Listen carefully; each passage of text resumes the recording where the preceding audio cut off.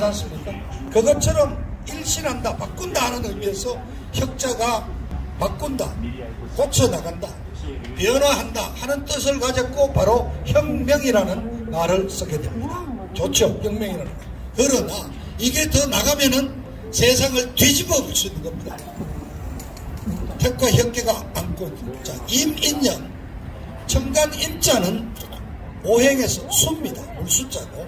이는 나무 목자입니다. 목행입니다. 그런데 여기 12띠로 보면 이게 범인자기 때문에 범띠라 그러는데, 청간과 지지가 수생못 오행 상생에서 물을 공급을 해주고 나무 뿌리가 물을 받아서 자라기 때문에 수생목 상생관계라고 해서 일반적인 명리학자들은 올해가 굉장히 평온하고 안정되면서 여러 가지로 부유하고 발전적이다 이러는데, 좀 더 깊이 들어가면은 이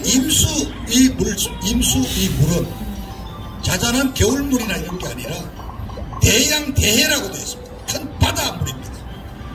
근데 이 목은 나무 하나거든. 그러니까 어느 날 홍수가 쳐갖고 강물이 막 범람을 하면은 강둑에 있던 수양바들은 그냥 썰어져 나가는 겁니다. 이 큰 물이 덮칠 수 있는 것이 바로 이민년입니다. 올해. 그래서 저는 쓰나미가 몰려온다 올해.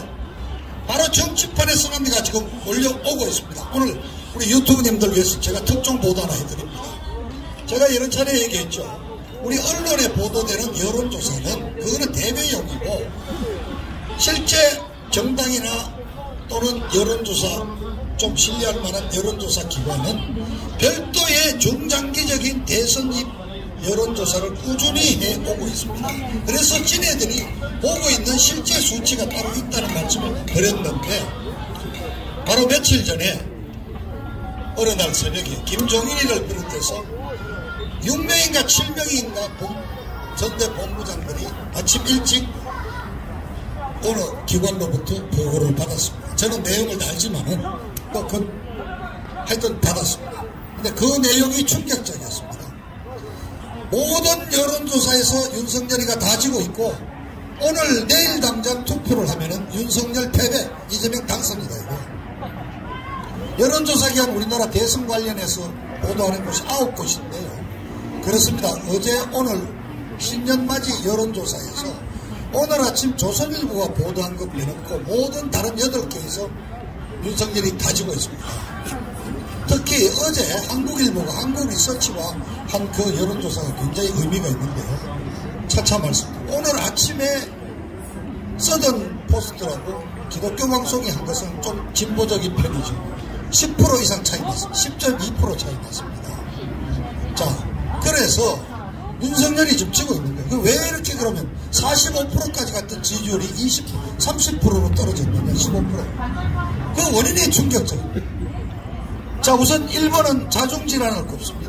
이준석이 또 저놈은 가출 좋아하고, 걸핏하면 나 안 해, 나 그만둬, 바깥에서 징징대고, 좌파 언론 매체 찾아가면서 인터뷰하고, 저놈이 바로 내부 총질력, 가출 중독자 대표입니다. 저놈이 저지르는 일 한두 가지입니까? 그뿐만입니까? 김종인이 저 영감 들어온다 마느니 해갖고 한 보름 동안 지지율 다 떨어뜨리더니 김종인이 들어왔는데, 김종인이 들어와가지고 뭐 지지율 올라간 게 있습니까? 김종인이 하는 일이 매일 회의합니다. 회의. 아니, 선거판에 앉아서 회의해가지고 결제해서 이게 돌아가는 일입니까? 대기업도 아니고. 김종인이 하는 게 뭡니까? 저러고 회의하다가 기자들 한 번씩 불러가지고 이상한 소리 해갖고 신문에 크게 나는 거 아닙니까? 근데 김종인이 말과 윤석열이 말이 다르다 이겁니다. 근데 그뿐인 줄 알아요? 김종인이 지금 어제부터 홍준표하고 싸움 붙었죠. 그뿐만 아니라 또 문제가 있어요. 후보 직속으로 새시대 무슨 위원회라고 만들었는데 그 위원장이 김한길이죠. 이게 바로 전라도 세력도 DJ 계열들을 좀 흡수하겠다고 뽑아놨는데, 이미 김한길이가 창당 전문가입니다. 내년 선거 끝나고 나면 이기든 지든 새로운 정당 만들어서 정치권 바꾼다. 이 보도가 이렇지 않은데, 그러니까 지금 윤석열이 캠프에 와 있는 국회의원들 4선 5선들 앞으로도 한 5선 6선 7선까지 해먹으려고 다 들어와 있는데, 윤석열이 되고 나면은 김한길이 중심으로 새로 판짠다니까 갑자기 붕 뜬 거죠. 그럼 나 어디 가서 찾아 먹지? 지금 내분이 계속 일어납니다. 그런데 문제는 이 자중질환이 지지율을 하락시킨 퍼센테이지는 30% 정도밖에 안 되고 나머지 70%는 누구냐? 바로 윤석열이 본인이다 이겁니다. 대선 리스크에 그 리스크 몽땅 모든 책임이 윤석열이 후보 본인에게 있다 이게. 우선 여러분아 본부장, 본인과 부인, 그 다음에 장모, 이 가족의 비리 이게 물론 부인 김건희가 기자회견을 한 것으로 대충은 마무리가 되고 있습니다만 저 악랄한 더불어민주당 저자들이 계속 끄집어냅니다. 장모 사건 다시 또 수사하는 거 있지 않습니까? 계속 나올 겁니다. 2월달까지. 넘어가지 못하죠. 더 중요한 거는 이번에 지지율 하락을 분석을 했더니 15% 지지율이 떨어진 게 어디냐? 바로 윤석열이의 핵심 지지층이 TK 지역과 PK 지역에서 떨어졌다 이겁니다. 그건 뭐냐? 윤석열이 지지하던 핵심 세력들이 가만히 보니까 윤석열이가 이거 준비가 안 돼 있어. 준비가 안 된 정도가 아니라 맹탕이야. 그리고 두 번째 저 사람이 과연 보수가 맞는지 의심스러운 발언을 한단 말이에요. 아니 전라도에 가서 전라도 사람들 관심을 얻으려고 난 사실 민주당 오고 싶었는데 민주당 올 수 없으니까 부득이해서 국힘당 갔다. 아니 이게 말이나 됩니까? 그러면 저자는 그냥 아무데나 대통령 만들어준다면 정당 이리저리 찾아다니는 그런 정체성이다. 지금 윤석열이를 핵심 지지하는 측은 그 기관이 보고한 데 따르면 60대 70대 빼고는 모든 연령층에서 다 돌아섰어요. 특히 20대에서 윤석열이가 9%. 왜 그러냐? 윤석열이는 지지 기반이 없이 출마했지 않습니까? 자, 박근혜 대통령은 박정희 유경수 여사 산업화 그 시대 어른들부터 30% 콘크리트 지지층을 갖고 대통령이 됐어요. 선거 기간 내내 엎치락 뒤치락 해도 그 콘크리트 지지층이 끝까지 한 번도 접전을 벌인 적이 없이 이겨내. 이명박만 해도 이 청계천을 뚫고 이른바 산업화 역군들의 지지표를 갖고 출발했어요. 근데 윤석열은 아무런 지지가 없이 출발했습니다. 그저 정권 교체 열망 그거 하나 믿고 조중동 지네들이 여론을 동원한 어떤 여론 조작 이거 하나 믿고 나왔거든요.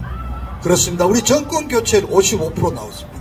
그런데 바로 이 여론조사에서 정권 교체율이 지금 47%로 떨어졌습니다. 정권 교체율 47% 떨어졌어요. 55%까지 나왔던 정권 교체. 왜냐? 윤석열에 대한 의구심을 못 버리는 거예요. 우리 과연 우리 후보 맞느냐에서부터 준비가 안 된 정도가 아니라 아예 머릿속에 들은 게 없고 5년간 대한민국을 어떻게 이끌어갈 만한 메시지가 없다. 그래서 핵심 지지층인 영남권에서부터 지지율이 빠진 겁니다. 더 플러스 충청 대망론이 있었거든요. 충청도 분들 아직 대통령 한번 못 만들어 봤다고. 그래서 4년 전에 반기문이 한번 내세웠다가 실패했지. 이번에 한번 한다 했는데 충청도에서도 지지율이 그냥 반반으로 갈라져 버려. 없어. 어디 있어? 지지 없이 기본적인 지지도 없이 그냥 정권 교체 열망이라는 그 신기루만 가지고 나왔던 윤석열이가 드디어 미천이 드러나 버리니까 지지율이 빠지는 겁니다.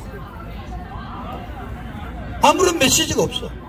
앞으로 대한민국을 5년간 어떻게 끌어갈 것인가 그 어떤 비전을 우리에게 제시를 하지 못한단 말입니다. 자, 그래서 어떻게 끝나는 거야. 이거 이렇게 되면은 늦어도 1월 중순 안에 어떤 반전의 계기를 찾아 가지고 끌어올려서 음력설 전후에서는 그래도 비슷하거나 한 2, 3%라도 앞선 상태에서 설 차례상 가족들 모임에서 얘기가 나와가지고 가야지 되는 겁니다. 그런데 윤석열 본인 스스로가 그럴 만한 능력이 없거든. 자질이 없거든. 왜 그랬냐? 방만하거든. 지금 선대위원회가 왜 그랬냐? 정권 교체를 55% 먹고 자 김종인이가 12월 6일 날 총괄선대 본부장으로 들어오면서 한 말이 있죠. 뭐라고 그랬습니까? 이번 선거는 우리가 실수만 하지 않는다면 이길 수 있는 선거입니다. 이게 지금 윤석열 선대위를 한마디로 표현한 분위기. 다 이겼다 생각한 거야. 그러니까 내년에 공천도 따고 한 자리 차지하겠다는 여권자들 다 몰려들어가지고 거대 공룡처럼 본부장, 단장 이름만 5,000명이야, 5,000명. 그래서 이미 다 따먹었다 하고 내년 자리 싸움하고 있었단 말이죠. 바로 이준석이 저놈이 저렇게 행패 부리는 게 그런 자신감에서 저렇게 놀았던 거예요. 그런데 이게 갑자기 어느 날 아니 이게 뭐야 이게. 그래가지고 무너지는 거예요. 자, 그런데 한번 좌측 잠깐 봅시다. 이재명이 어땠습니까? 저쪽은 지금 결집하고 있습니다. 이석기가 석방됐죠. 바로 이틀 뒤에 민노총에게 총력 지원하라고 지령이 내려갔죠. 이해찬이 지금 본격적으로 등장했습니다. 이낙연이 드디어 후보 교체 포기하고 무등산 등산을 같이 하면서 선대위 합류했어요. 좌빨 결집합니다. 심지어 최근에 가장 터진 스캔들이 아들 도박 이상한 성매매 업소에 가서 장난친 거. 그러니까 이재명이 어떻게 대번에 사과하고 심지어는 아들은 남이다. 아들도 손절했습니다. 이재명이는 문제 생기면 그냥 즉각즉각 사죄하고 손절해버려. 오죽하면 물론 우리 속담에 자식이 왼수라 그러지만은 아들은 남이다 그러고 아들 손절해버렸어. 저자는 뭐든지 다 손절하고 그냥 죄송하다 그래. 그뿐만입니까? 지금 기본적으로 선거의 이 운동이 기울어져 있는 운동장이에요. 아까 우리 조총열 기자도 말씀했죠. 부정선거라는 히든 카드를 돈 풀기 카드가 또 있지 않습니까? 자, 여러분 오늘 발표됐죠. 조만간 지금 피해 자영업자들한테 무조건 신고만 하면 500만원씩 우선 나눠준다는 거 아닙니까? 계산은 나중에 하자. 그래서 나눠줬다가 계산 나중에 신고받아서 분석해가지고 남는 거는 그냥 대출해준 거로 해서 정부가 아주 저리로 대출하는 거로 하고 모자라면 더 준다는 거 아니에요. 500만원씩 무조건 준다는 겁니다. 1월 중순까지 나올 겁니다. 이거 이미 예산 2조 7천억을 만들어 놨다는 겁니다. 자, 이런 카드로 얘들은 집결하고 있는데 윤석열 캠프는 움직이지를 못해. 김종인이 가는 게 뭐냐? 아침마다 회의하는 거예요. 회의하고 있어. 이게 회의가 결제하는 무슨 대기업 운영이냐 이거예요. 윤석열이 스스로가 이거를 극복할 만한 아무런 준비가 안 돼 있어. 그러면 어떻게 되느냐? 자폭하는 거지 뭐. 도저히 안 된다. 그러니까 후보 교체론이 이재명이 이제 쑥 들어갔습니다. 바로 성탄절 전후부터 최근 일주일 사이에 후보 교체 얘기가 지금 본격적으로 거론되고 있습니다. 자, 이 후보 교체론을 윤석열이가 극복해낼 수 있냐? 대안을 찾아봤죠. 보고된 내용이 뭡니까? 첫 번째가 빨리 이 선대위 이준석이를 정리하고 선대위를 거의 해체 수준에 가까운 개편을 하라. 그래서 새로 일신해서 해라. 두 번째, 안철수를 비롯한 제야 후보들과 단일화 작업을 해서 이 보수 어떤 단일 후보를 만드는 이벤트를 하나 한번 만들어봐라. 이런 이제 건의가 있었다고 해요. 자, 그런데 아까 말씀드렸죠. 15% 지지율이 빠졌는데 다행한 것은 그 지지율이 이재명한테 가지는 않고 아직까지 결정 못했다는 무당청이 20% 25%로 늘었고 그리고 그 절반을 안철수가 가져갔습니다. 그래서 드디어 안철수가 지난주 벌써 두 군데 여론조사에서 10.2%를 얻었고 오늘 아침 발표된 조선일보에서도 9.5%가 나왔습니다. 자, 10%를 지지율을 확보한 안철수는 그냥 종속 변수가 아니라 전판을 좌지우지하는 주요 변수가 됐습니다. 자, 이런 안철수에게 국힘당이 후보 단일화 작업을 하자, 윤석열이가 후보 단일화 작업을 하자 그러면 과거처럼 흡수하는 단일화가 되겠습니까? 천만의 말씀. 안철수가 이미 딱 얘기했잖아요. 송영길이가 먼저 오파를 하니까 아이고 꿈도 꾸지. 윤석열이하고 1대1로 우리 내등한 입장에서 그럼 여론조사 기관 선정해서 단일화 하자. 안철수는 자신 있다고 생각하는 겁니다. 이제 안철수도 어떻게 하느냐. 앞으로 넉넉 잡아 2주일 안에 이 추세를 역전시키